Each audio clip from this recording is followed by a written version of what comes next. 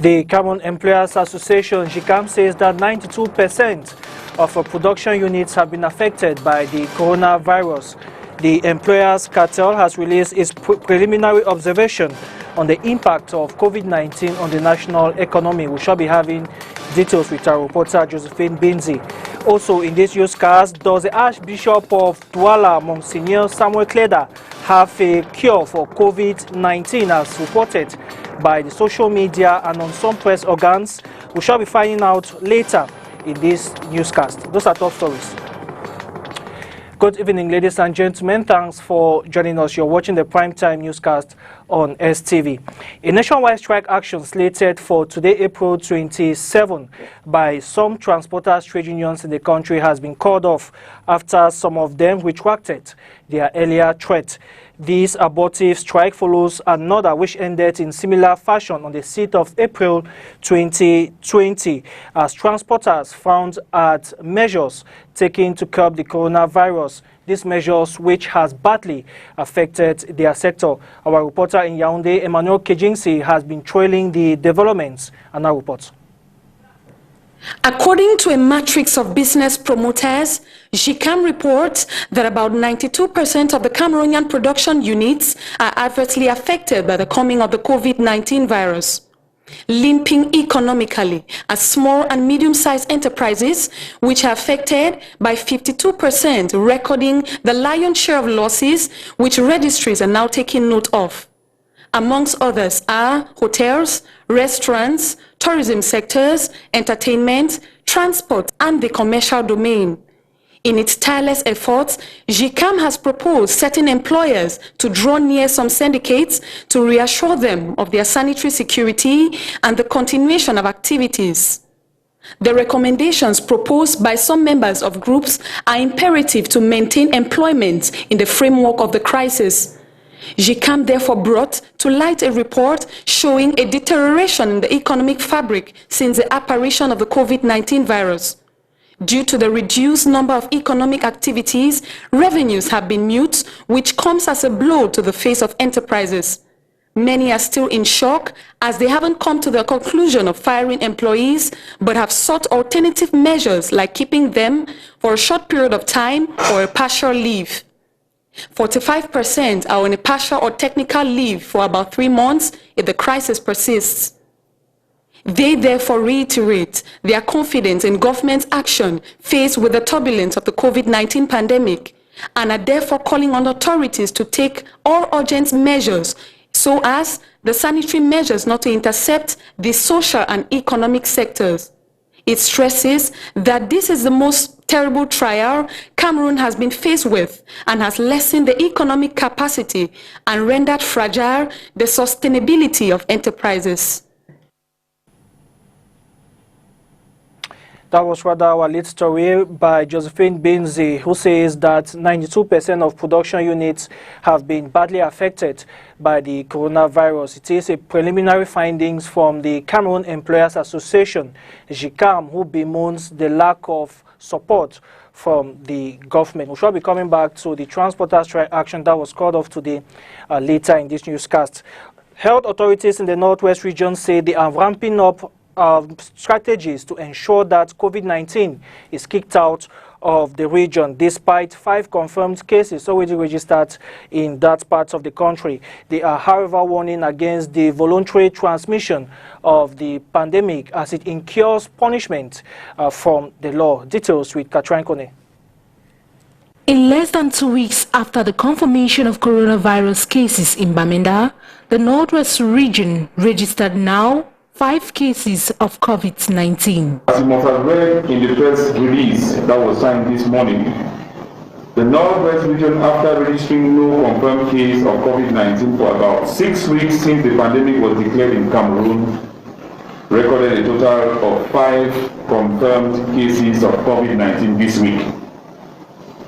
Permit me, ladies and gentlemen, to note that the first and the third cases, after having been exposed to the virus in Douala, voluntarily decided to embark on a trip to Bamenda for testing, explaining that they tried severally to get consulted in some health facilities in Douala, but without success. The second case is the member of a family resident in Douala, which lost a loved one and decided to come to their village in the Northwest region for a symbolic funeral ceremony after the deceased was immediately buried in Douala. The fourth and the fifth cases resident in Bamenda received some visitors from Douala and later on presented with respiratory symptoms. Let me make it clear that the ethics of the medical profession doesn't allow for medical practitioners to reject any patient irrespective of the reason for consultation. The regional delegates added that individuals who willingly contaminate others will be punished. However, we are facing a pandemic for a highly contagious viral disease, and therefore movement of suspects should be condemned with the strongest terms. It's worth mentioning that the Ministry of Public Health is headed by one of the most competent and committed ministers in the person of His Excellency Dr. Manauda Malachi, who, in his quest for humanization of healthcare delivery, is doing all what it takes to improve on the reception of patients within health facilities in Cameroon. In face of the present COVID-19 pandemic, the instructions are clear, and I quote: if anyone presents with fever, cough, running nostrils, and shortness of breath, he or she should immediately call the toll-free number 1510, and he or she will be attended to in his or her city or village of residence. It might therefore be useful to remind us that there are provisions by law for everyone who has been exposed to COVID-19 and who voluntarily decides to expose the lives of other fellow Cameroonians by traveling to other towns to be severely punished. We have therefore instructed the third case to get her family members tested in Douala and not to try to bring them to Bamenda for testing as she would have loved. It should be noted that the Northwest region has become the sixth part of Cameroon to be hit the novel coronavirus. Social media and some press organs has been awash with information that the Archbishop of Douala, Monsignor Samuel Kleda, has invented a cure for the coronavirus, while the cleric has refused to comment on the issue. A close aide says that the traditional concoction is meant for the symptoms and not the pandemic itself. Ladonette Oni reports. Some internally displaced persons and widows in the Mapanda neighborhood, Bonaberi, in the Douala 4 municipality have benefited from COVID-19 prevention materials to mitigate its spread in their community. These Anglophones who have fled Cameroon's restive regions are most vulnerable in the economic capital. Choice of IDPs because we cannot give back to everybody, and we think they have left their comfort zone to come to where they don't have help, they don't have need, they don't even have what to eat, and we decided to, because we are for humanity, we don't go to look at faces to give. We prefer to give to the ones that we think they don't even have the means to help themselves, to take this small that God has given unto us to share with them, because they are coming from far and wide. But the others around, they have a base, they have the houses here, they can sleep, they can put their head somewhere. But we thought it wiser we should share with them to impact, to do something that will go out there and people will say, wow, this is really for humanity. Douala, being the second most affected city since the COVID-19 outbreak, poses a direct threat to this community of vulnerable persons. It's a very terrible situation that I personally is going through, because almost all my activities have been shut down. My children at home, everything is just like going bad. So I don't know how to describe this situation, because it is absolutely bad. Enormous. First, feeding. Then secondly, where to stay.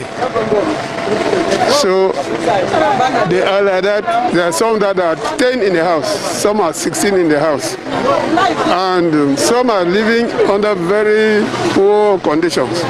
Some of them even live in abandoned houses. The beneficiaries appreciated the move, saying it will sustain them during this period of partial lockdown. Since we have left our homes and camps and we are now in Douala, we face it very difficult. But for what is given to us, we are very happy and we appreciate it, that God will multiply it more and more.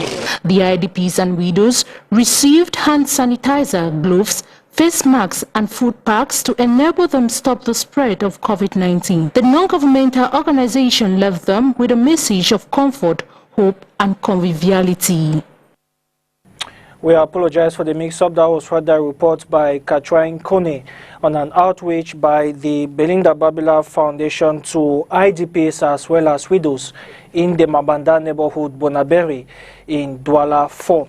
Back to the previous story, social media and some press organs have been awash with information that Monsignor Samuel Kleda, the Archbishop of Douala, has invented a cure for coronavirus. While the cleric has refused to comment on the information, his close aide says that the traditional concoction is meant for the symptoms and not the pandemic itself. Ladenet One reports.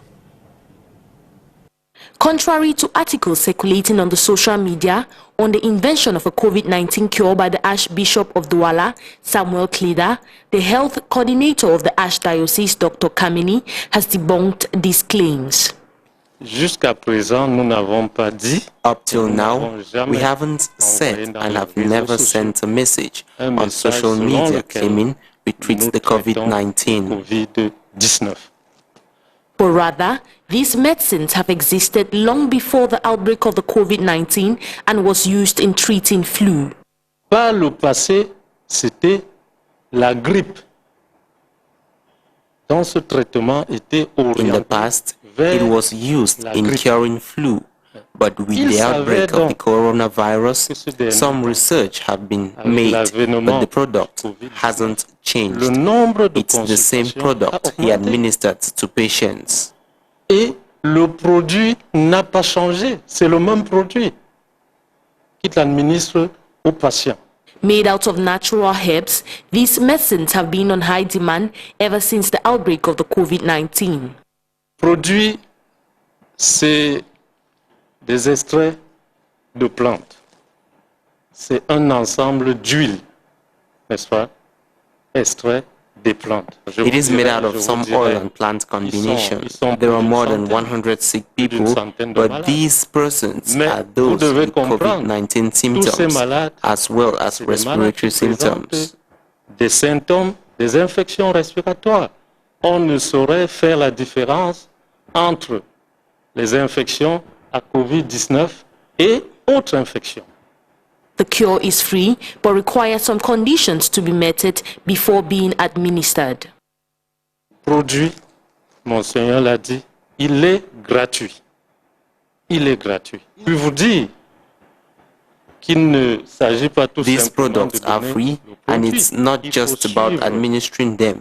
We have to follow all medical procedure, that is, consult them, carry out tests, and it's only after doing this that we can administer the product, because it is medicine we cannot administer to anyone.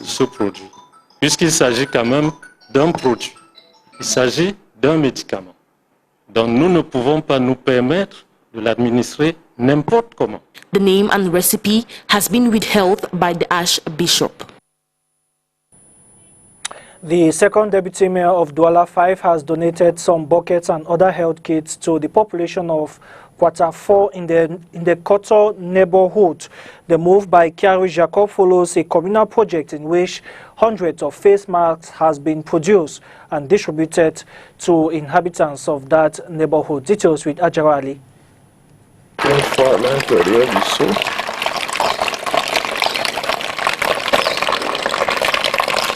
Ce geste pour vous sauver. The population of Quarter 4 in the Koto neighborhood in the Douala 5 municipality have been told to regularly wash their hands with good running water and soap.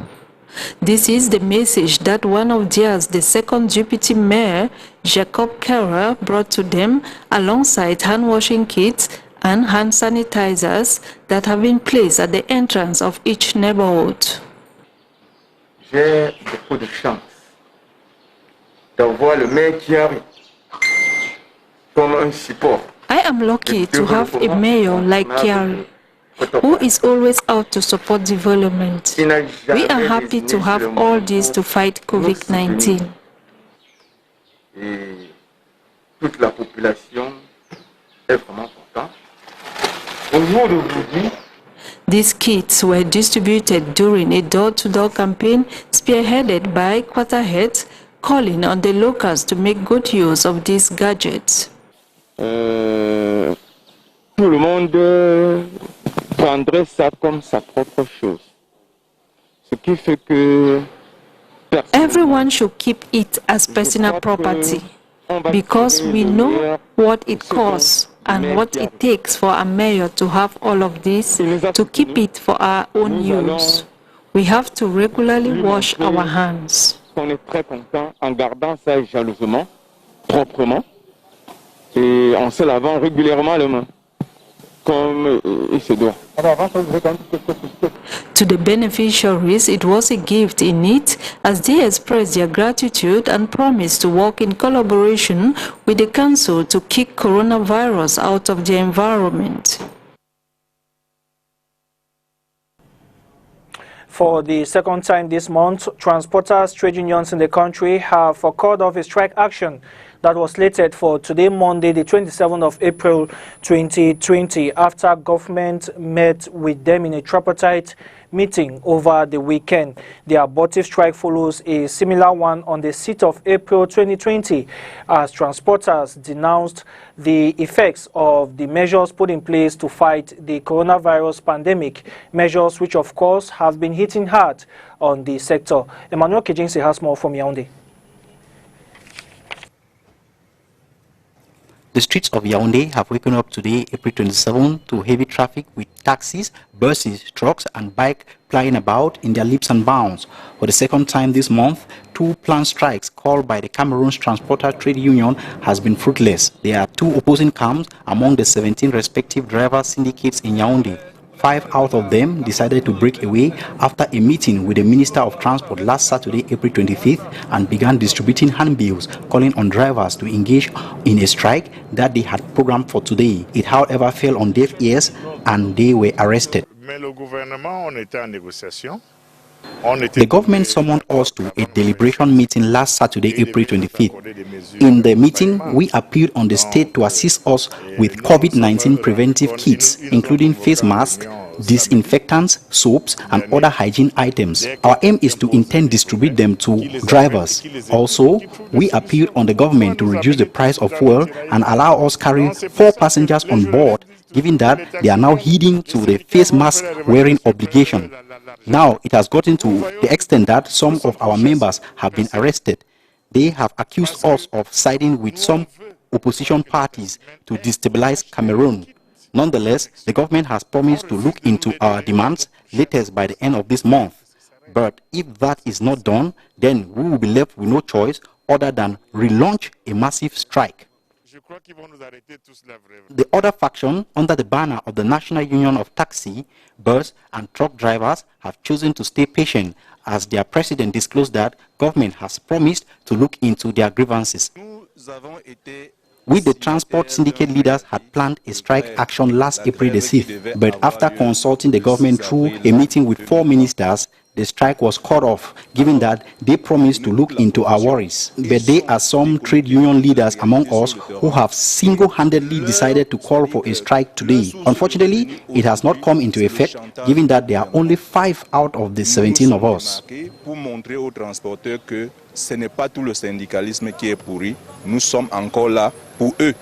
On their part, drivers say they have not respected the strike program for today because their trade union leaders are not in harmony. Yes, I'm aware of the strike of today, but our syndicate leaders are not serious. Each time they announce a strike, distribute handbills, but often it ends up in vain without any prior notice from them. Moreover, I have a family to cater for. Last Saturday, trade union leaders attended a meeting with the Minister of Transport. It ended on a mutual agreement that the transport syndicate leaders should cancel any upcoming strike, while the government promised until the end of this month to sort out their demands. Let's talk something else. Government has suspended the salaries of about 8,766 state workers after they were judged to have been absent from duties for years. The Ministry of Public Service and Administrative Reform says that this is just the first step in what is likely going to be a robust disciplinary machinery against them. A platform has been created for the deserting workers to defend their absences. Those with justification will be retained, while defaulters will be dismissed and forced to return salaries unduly paid to them from the state. The operation is a continuation of the headcount implemented by the Ministry of Public Service and Administrative Reforms to fish out ghost workers from the state payroll. Out of the country, a few states have continuously eased restrictions in the United States, opening retail stores and hair salons. More states will reopen their businesses in the coming days, but many state officials are feeling the strain of the pandemic lockdown, which has played on the economy. Details with the VOA. After weeks of being on lockdown, unemployment levels are skyrocketing. Even businesses that remain open are hurting. The U.S. economy is experiencing impacts of historic proportions, says White House senior advisor and economist Kevin Hassett. This is the biggest negative shock that our economy, I think, has ever seen. We're going to be looking at an unemployment rate that approaches rates that we saw during the Great Depression. Hassett says 8.7 million jobs were lost in the 2008 financial crisis. Now the U.S. is seeing that many jobs being lost almost every 10 days. States are facing a financial strain, having to provide for growing unemployment benefits and facing a decrease in tax revenue due to closed businesses. Many governors are advocating for Congress to include funding to states in the next stimulus package. We're on the front lines. We've taken all these actions. We've got to provide these necessary services to help people get back on their feet. It's critical to the rebounding of our economy. But many Republicans, as well as White House economists, caution taking on more federal debt after already providing well over $2 trillion in stimulus funding. Yeah, I think that as we go into the next phase of legislation, we need to think about long-run things that we can do to try to get ahead of the curve on debt. So for sure, we need to do still some short-run things, but I think looking at long-run changes that we can make to things to improve the debt situation, that should be something that should be on the table. Aside from the debate heating up for the next stimulus package, public health experts, as well as governors and lawmakers in some states, say there needs to be more testing before the economy completely reopens. We need to be able to test people at double the rate so that our meatpacking plants in Minnesota, the food processing plants in Minnesota and in the Midwest are able to reopen. We're going to have trouble with our food supply chain. We have to have community tracing. You've got to have a plan for isolation for people that do get tested positive for COVID-19 in the future. And as we think about re-engaging sectors of our economy, really analyzing the risk associated with a particular sector, scoring that risk, determining what protocols need to be in place. State governors and lawmakers in Congress will not only have to balance the health and safety of people with the economy damage done in a continued lockdown, they will also have to navigate the political fight that is looming in Washington as they discuss the next stimulus package in the backdrop of a presidential election just a few months away. Elizabeth Lee, VOA News.